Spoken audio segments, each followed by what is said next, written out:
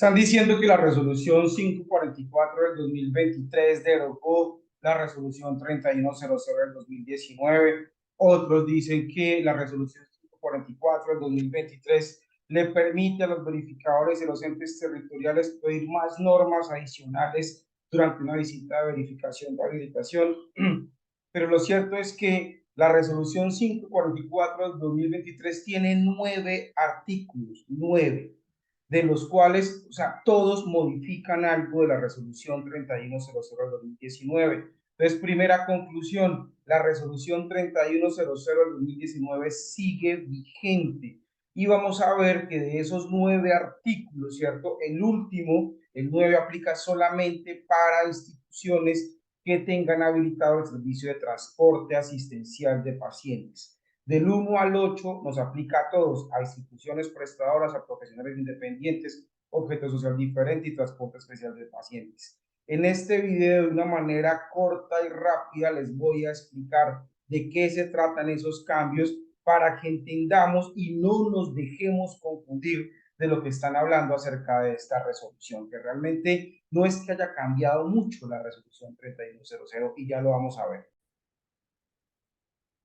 El artículo 1 de la resolución 544 modificó el artículo 2 de la resolución 3100. Este es el artículo 2. Después de leerlo, lo único que cambió fue que en el punto 2.3 ya no dice los servicios de transporte especial de pacientes, sino que dice el transporte especial de pacientes. Eso fue lo único que cambió. O sea, no se refiere a los servicios como tal, sino se refiere a los prestadores que están habilitados como transporte especial de pacientes. Eso es todo lo que cambió el artículo 1 de la 544, modificando el artículo 2 de la resolución 3100. Ahora, el artículo 2 de la resolución 544 modificó el artículo 3 de la resolución 3100. ¿En qué cambió? Fácil y sencillo. Es que simplemente aclaró qué prestadores tienen que cumplir las diferentes condiciones de habilitación. Entonces, aquí decía simplemente hay que cumplir capacidad técnico-administrativa, suficiencia patrimonial y financiera, capacidad tecnológica y científica. Ahora aquí dice, vea, capacidad técnico-administrativa aplica a las IPS, objeto social diferente y transporte de pacientes. Suficiencia patrimonial y financiera aplica a prestadores de servicios de salud, IPS y transportes de pacientes. Capacidad tecnológica y científica aplica a prestadores de servicios de salud, IPS, profesionales independientes, entidades objeto social, transporte de pacientes. Eso fue todo lo que cambió. Sencillamente aclara qué es lo que tiene que cumplir cada uno de los prestadores de acuerdo a cómo se inscriban en el registro especial de prestadores de servicios de salud. Si usted es profesional independiente, solamente tiene que cumplir con la capacidad tecnológica y científica. Si usted es IPS, tiene que cumplir con las 3, técnico-administrativa, suficiencia patrimonial y financiera, tecnológica y científica. El artículo 3 de la 544 modificó el artículo 4 de la 3100. ¿En qué lo modificó? Fácil y sencillo. Simplemente le colocó aquí una sede, ¿cierto? Y por lo menos un servicio habilitado, ¿cierto? Una sede con infraestructura física y por lo menos un servicio habilitado. Luego simplemente la palabra una sede con infraestructura física durante la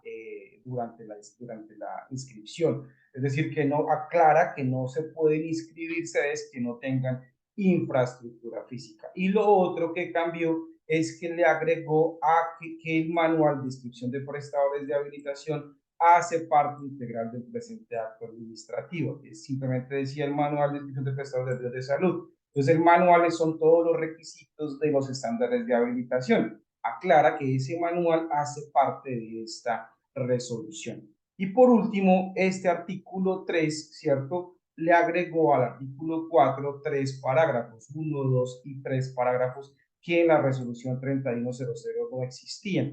El primer parágrafo aplica a los organismos de cooperación internacional y organismos no gubernamentales que se inscriban en el REPS. El segundo aplica a las entidades privadas con o sin ánimo de lucro, ¿cierto? Los que tengan certificados de Cámara de Comercio y mediante el cual se van a inscribir en el REPS, ¿cierto? Les dice que pues que tienen que aplicar, aportar la información de las sedes en esos certificados, ¿cierto? Para poderse inscribir. Y en el parágrafo 3, ¿cierto? Este sí es importante, me parece a mí. Dice los prestadores de salud que prestan servicios exclusivamente en la modalidad extramural.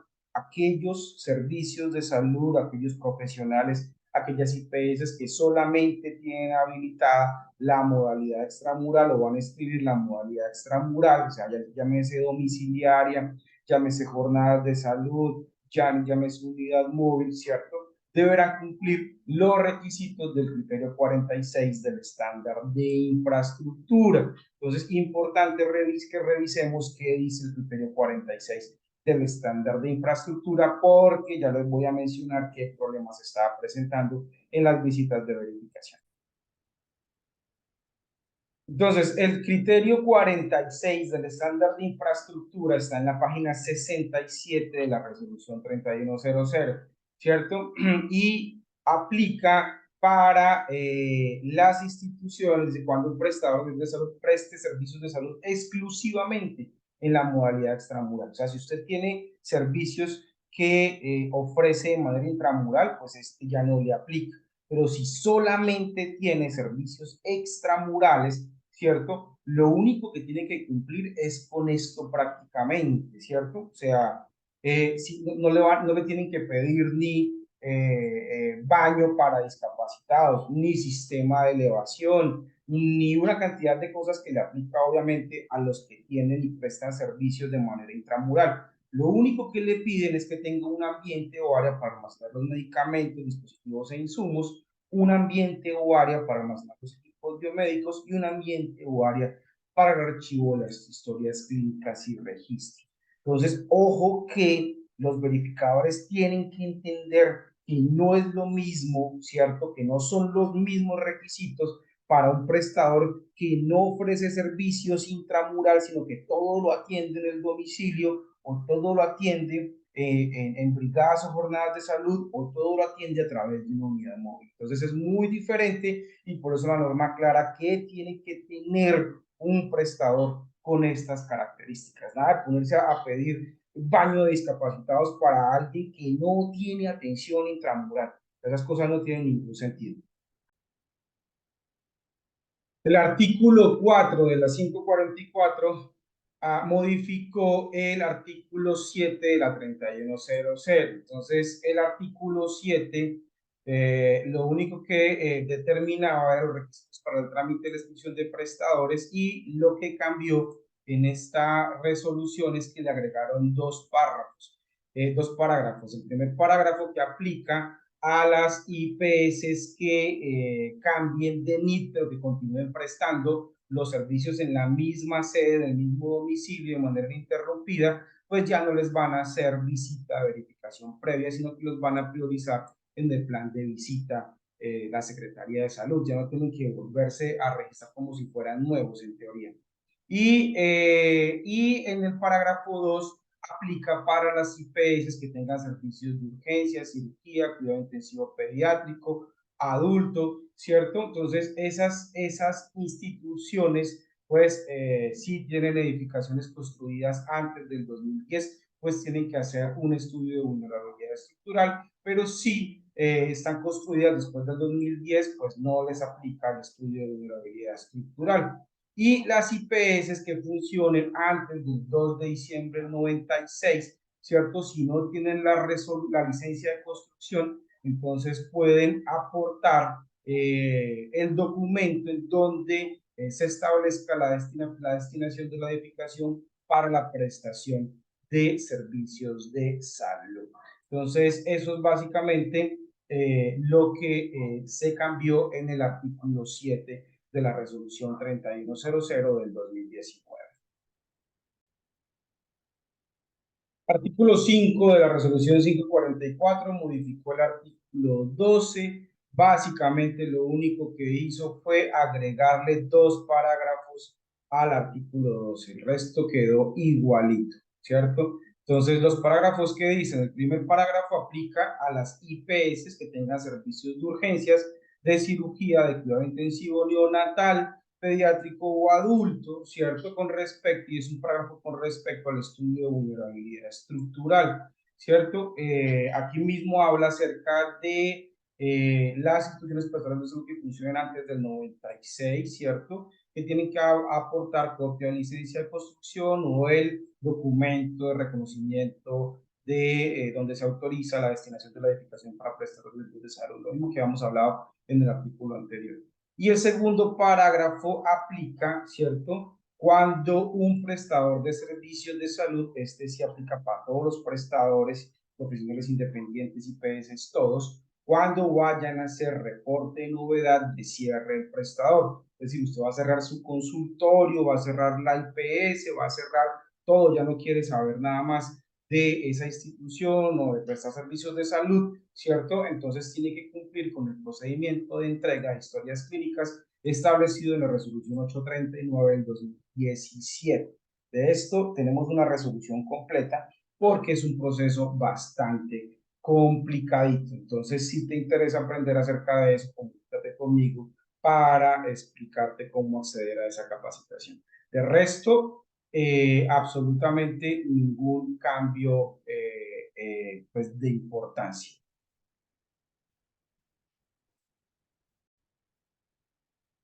Bueno, por cierto, este procedimiento ya existía, lo único es que se lo agregaron a la resolución 3100, lo dejaron más explícito y más claro, ¿cierto? Dicen, si usted cierra, sea independiente o sea lo que sea, tiene que cumplir con lo que dice la resolución 839, pero eso ya existía.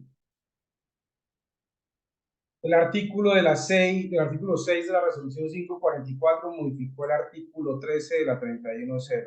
¿En qué lo cambió? Sencillamente que aclara que usted puede cerrar temporalmente los servicios, todos los servicios si quiere, sin perder la habilitación de la institución o del prestador por un periodo máximo de un año.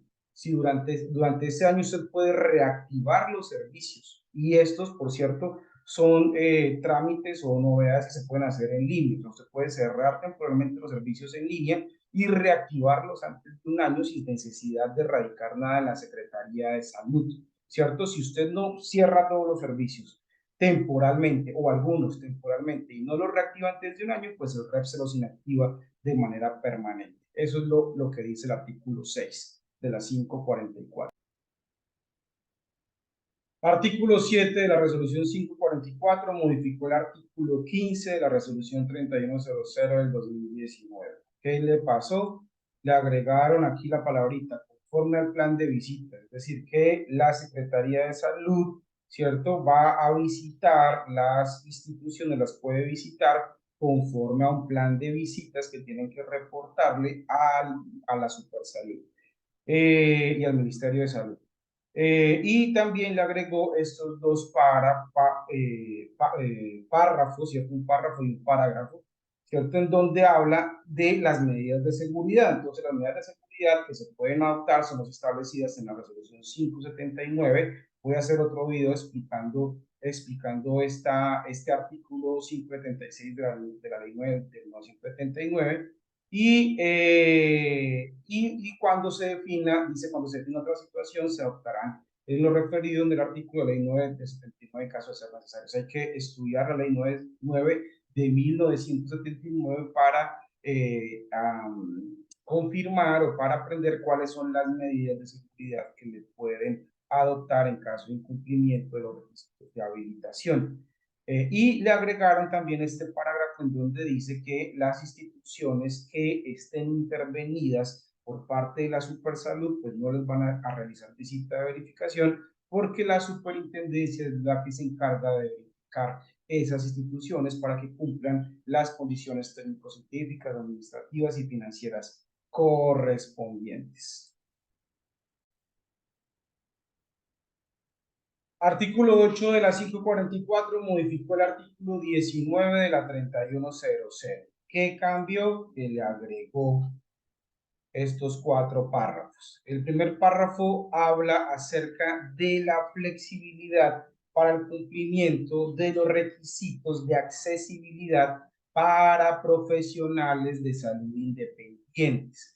¿Qué dice este párrafo? Que se pueden garantizar la accesibilidad de prestación de los servicios si se documenta en el estándar de procesos prioritarios cómo lo va a hacer. Ejemplo, yo estoy en un segundo piso, pero no tengo ascensor ni sistema de elevación. Entonces, escriba qué va a hacer para atender a los pacientes que lleguen en silla de ruedas con problemas de movilidad.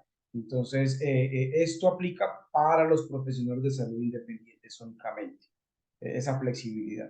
El segundo párrafo habla acerca de unos requisitos específicos para la modalidad de unidad móvil. Unidad móvil son los carros, los buses, los furgones que están adaptados para prestar servicios de salud como consulta, como atención, toma de muestras de cuello uterino. Entonces habla acerca de que a estas unidades móviles no se les va a exigir el cumplimiento de los requisitos de infraestructura de la modalidad intramural.